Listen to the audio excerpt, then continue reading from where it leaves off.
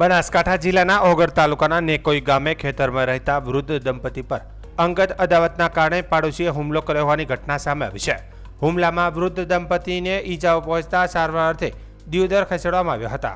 મળતી માહિતી મુજબ વૃદ્ધ દંપતી ખેતરમાં હતું તે દરમિયાન પાડોશી સાથેની અંગત અદાવતને લઈને હુમલો કરવામાં આવ્યાનો આક્ષેપ કરવામાં આવ્યો છે. જોકે તે દરમિયાન પુત્રએ પોતાના માતા પિતાના ખબર અંતર પૂછવા માટે ફોન કર્યો હતો અને વાતચીત દરમિયાન અચાનક ફોન કપાઈ જતા પુત્રને શંકા ગઈ હતી. પુત્રએ તાત્કાલિક 112 અને 108ને જાણ કરતા મદદ પહોંચાડવામાં આવી હતી. ઈજાગ્રસ્ત વૃદ્ધ દંપતીને સારવાર માટે દિયોદર લઈ જવામાં આવ્યા હતા.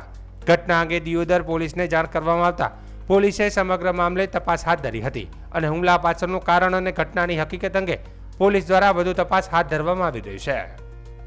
સાહેબ, મારું નામ છે જયંતિજી દાદુજી મકવાણા. મારું ગામ છે નેકોઈ, તાલુકો ઓગળ, જિલ્લો બનાસકાંઠા. સાહેબ, હું આગળથી બહાર રહું છું, જમીન વાવી મારી મજૂરી કરું છું. મેં હોજે મારા મમ્મી પપ્પાના સમાચાર લેવા માટે કોલ કરેલો, તો મારા બાપા એટલું જ બોલેલા કે અમને વાગ્યું છે, હાથ ભાગી ગયો છે, એવું કરી એમનો કોલ બંધ થઈ ગયેલો. એટલે સાહેબ મેં 112 ઉપર કોલ કરેલો. 112 ઉપર કોલ કરી એમને લોકેશન આપ્યું. એટલે 108 અને 112 એમને જઈ અને દિયોદર લાવી છે હોસ્પિટલે. તો સાહેબ એના માથામાં એટલો બધો ઘા વાગેલો છે કે 10 થી 12 જેવા ટોકા આવેલા છે. અને સાહેબ આ લોકોએ એમને જાનથી મારી નાખવાની કોશિશ કરી. આ અમારો વર્ષોથી ઝઘડો ચાલુ જ રહેતો હતો, જે વાદવિવાદ ચાલતો હતો.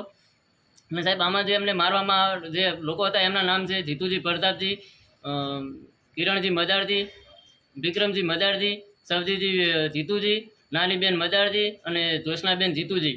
અને બીજા પણ 2-3 લોકો છે કે જે રોજે આવી અને અમને ગમે તે રીતે ટોર્ચર કરતા હોય છે.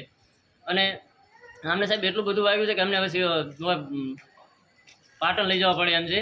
અને સાહેબ હું તમને 2 હાથ જોડીને વિનંતી કરું છું કે મારા મા બાપને અહીંયા કોઈ નથી, એ એકલા છે અને એમને મારી નાખવાની કોશિશ કરી છે. તો સાહેબ એમને કડકમાં કડક સજા કરો અને મને ન્યાય અપાવો. નહીં તો મારા મા બાપ મરી જાય તો મારું શું થશે?